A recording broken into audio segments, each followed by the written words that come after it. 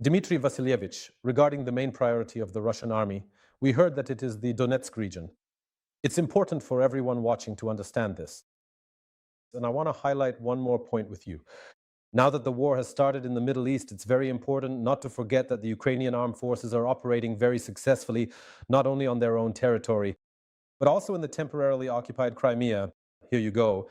In Crimea, which was annexed by Russia, temporarily annexed, during an attack, the commander of an S-400 air defense missile division, Kasan Tolgoev, was killed by Ukrainian defense forces.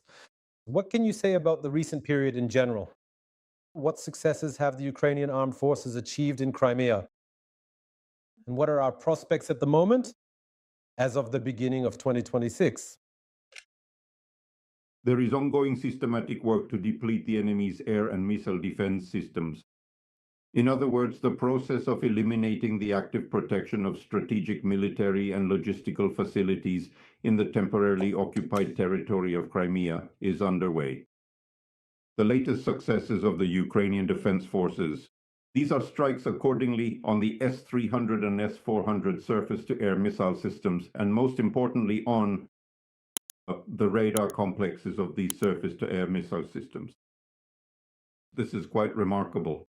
In other words, the Ukrainian Defense Forces are neutralizing the eyes and ears of the Russian air defense system. Moreover, a combination of both fixed-wing drones that have been integrated with Starlinks, which allow them to effectively bypass the Russian air defense system, and various specialized Ukrainian Striker sets are being used.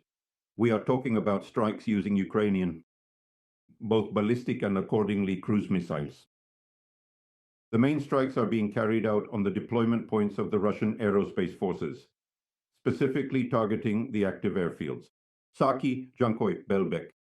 Furthermore, the logistics infrastructure of the Russian occupation army is under constant and heavy attack, as well as critical storage points for fuel and lubricants and other related facilities. For power supply. In other words, the groundwork is being laid for an economic and accordingly logistical blockade of temporarily occupied Crimea, NATO classification. This process is officially known as the first stage of preparatory strategic operations for the direct deoccupation of these temporarily uncontrolled Ukrainian territories. This is what is referred to in NATO classification. The tactic of leapfrogging, that is gradually step by step, the defense forces of Ukraine are addressing the issue of neutralizing the military presence on the occupied peninsula and at the same time are working to block the logistics of the occupation army and accordingly the occupation administration.